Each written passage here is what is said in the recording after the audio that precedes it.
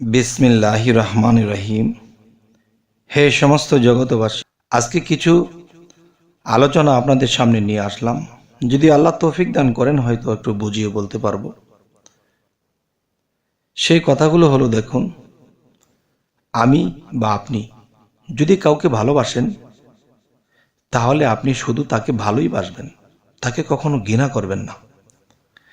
যদি তাকে ঘৃণা করতে হয় তাহলে সেটা মনের চাপা দিয়ে রাখবেন, কিন্তু তার সাথে আপনি কখনো ঘৃণার আলাপ বা ঘৃণা প্রকাশ করবেন না, ভালোবাসাতেই থাকবেন।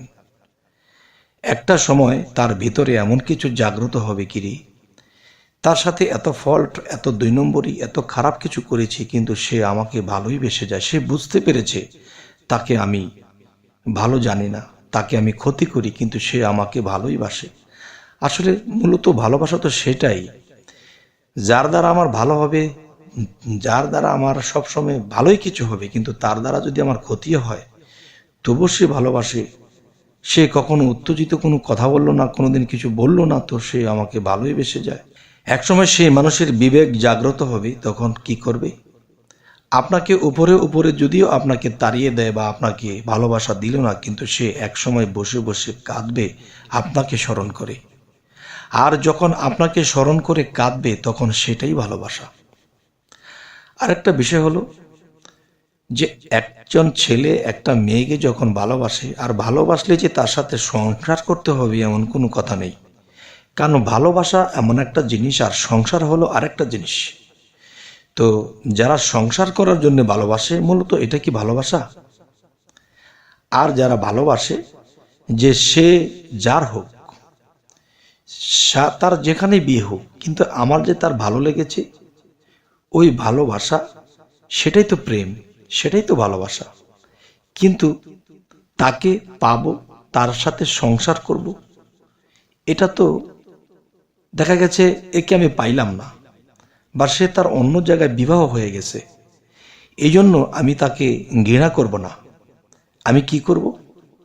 মন দিয়ে, প্রাণ দিয়ে তার জন্য দোয়া করব, চোখের পানির সাথে, যে আল্লাহ তুমি তাকে সুখী করো।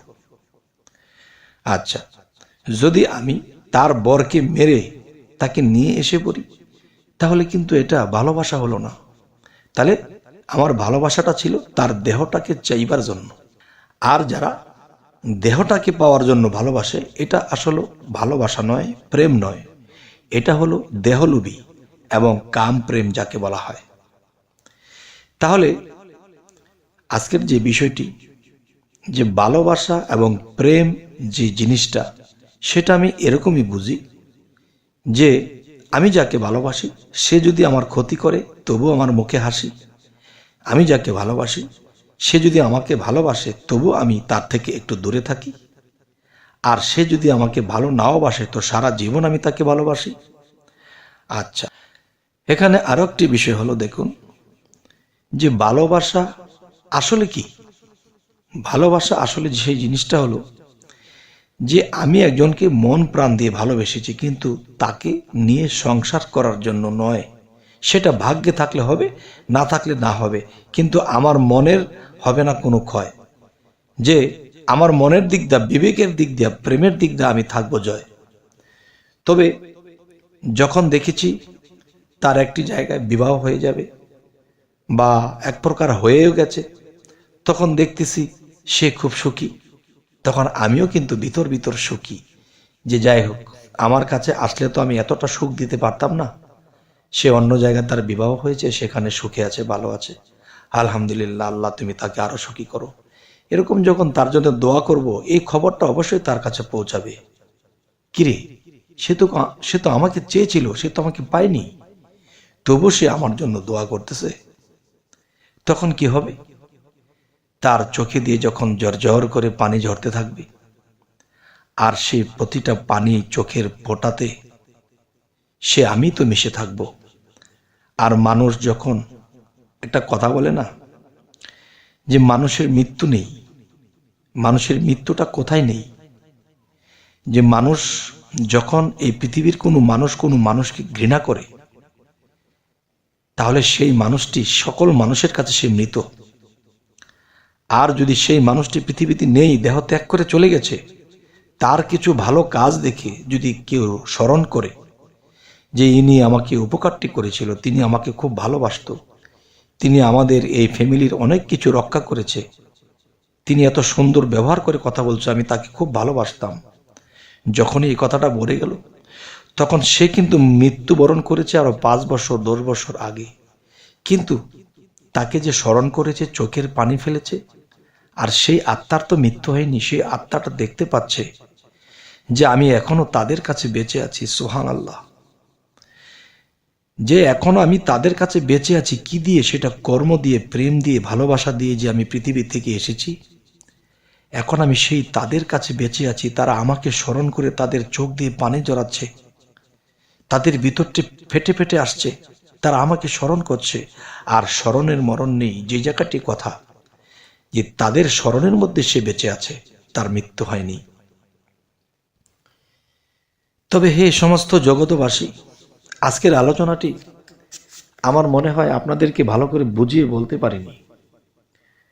তবে যে কথাটি আজকে বলতেছি যে দেখুন, এই পৃথিবীতে আমরা এসেছি, আল্লাহ কিন্তু একটা কথা বলেছে কোরআনে যে আমি মানুষের মৃত্যু ও জীবন সৃষ্টি করিয়াছি পরীক্ষা করার জন্য। তোমাদের মধ্যে কে কর্মে উত্তম, তিনিই পরাক্রমশালী ও ক্ষমাশীল। তাহলে প্রেমিক কে, ভাবুক কে, ভালোবাসার মানুষ কে, পরোপকারী কে? যিনি পরোপকারী সে কখনো বিনিময় চায় না। তার একটা জিনিস যে আমি মানুষের হৃদয়ে জায়গা করে নেব, সে খেয়ে হোক না খেয়ে হোক, অনেক দুঃখ কষ্টে থেকেও মুখের মধ্যে হাসি, আর অন্তর থেকে আমি সবাইকেই ভালোবাসি। তবে দেখেন, মানুষ মৃত্যুবরণ একমাত্র সেই করে, পৃথিবীতে যারা আকর্ম কুকর্ম করে তারাই তো মৃত্যুবরণ করলো। তারা দেহ থেকে যখন আত্মাটা বের হবে তখন এক মৃত্যু, আর মানুষের ঘৃণার মধ্যে সে হয়ে গেছে এক মৃত্যু। এই দুইটা মৃত্যু যার হয়ে গেছে সে মরে গেছে। আর মরে গেছে বলতে কি, সে জাহান্নামের দুয়ারে চলে গেছে। আর যে জাহান্নামের দুয়ারে পৌঁছে গেছে সেই তো মৃত।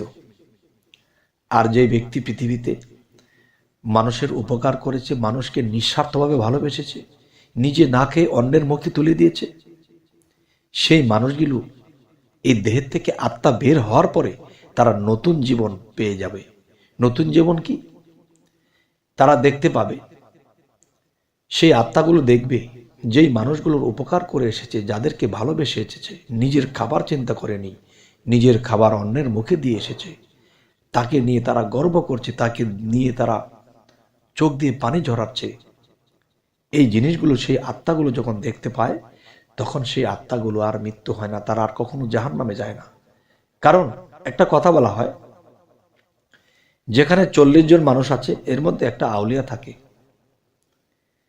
তো এরকম দেখা যায় যে বহু মানুষের মধ্যে দেখা যায় অনেকেই তার জন্য ভাবছে, তার জন্য কাঁদছে, তার কথা স্মরণ করে, আর সেই স্মরণের মধ্যে সে বেঁচে আছে। আর ওটা কি বেঁচে থাকা বলা হয়? তার মৃত্যু নেই, সে মানুষের অন্তরে বেঁচে আছে। তো এরকম ভাবে যদি আমরা বুঝি, এই পৃথিবীতে চলি, তাহলে কিন্তু আমাদের জয় হবে। যেমন আরেকটা কথা হলো, আল্লাহ এই পৃথিবী সৃষ্টি করেছে প্রেমের কারণে। আবার কি বলি, আবার আল্লাহ বলতেছে ওয়াল্লাযী খালাকাল মাউতা ওয়াল হায়াতা লিয়াবলুয়াকুম আইয়াকুম আহসানু আমালা ওয়া হুয়াল আজিজুল গাফুর। অর্থাৎ মানুষের মৃত্যু ও জীবন সৃষ্টি করিয়াছে পরীক্ষা করার জন্য। সেই পরীক্ষাটি কি? পৃথিবীতে এসে নিজের স্বার্থের জন্য কিছু করিনি, পরোপকারের জন্য মানুষের জন্য জীবনকে দিয়ে গিয়েছি। তাহলে সেটাই ভালোবাসা, সেটাই নিঃস্বার্থতা। তো আল্লাহ এই সমস্ত বিশ্বজগৎ সৃষ্টি করেছে, এর মধ্যে শ্রেষ্ঠ নবী হযরত মুহাম্মদ সাল্লাল্লাহু আলাইহি সাল্লাম, তিনি কিন্তু উম্মতের জন্য শুধু কাঁদলই। দেখেন, মৃত্যুর পরেও সে এখনো আত্মজগতে উম্মতি করতেছে। আর এই জগতে যারা নবীর প্রেমিক তারাও নবী করতেছে। এই যে দেখেন একটা কি সুন্দর প্রেম, কেউ কাউকে বলছে না। আর এই নবীজি কত কষ্ট করে গেছে, নিজের স্বার্থের চিন্তা করেনি, খাওয়ার চিন্তা করেনি। ঠিক একজন বেলায়েতের যুগে একজন আউলিয়া যদি এরকমভাবে করে তো তাদেরকেও স্মরণ রাখবে, আর সেই স্মরণের মরণ নেই। যাই হোক, হে সমস্ত জগতবাসী, আজকের এই আলোচনাটি আমি কি যেন আপনাদেরকে বোঝাইতে চাইছি আমি বুঝতে পারছি না। তাহলে আমি যেহেতু বুঝতে পারিনি আমি কি আলোচনা করেছি, অবশ্যই আপনারা কমেন্টে জানাবেন যে আপনি এই জিনিসগুলো বুঝিয়েছেন।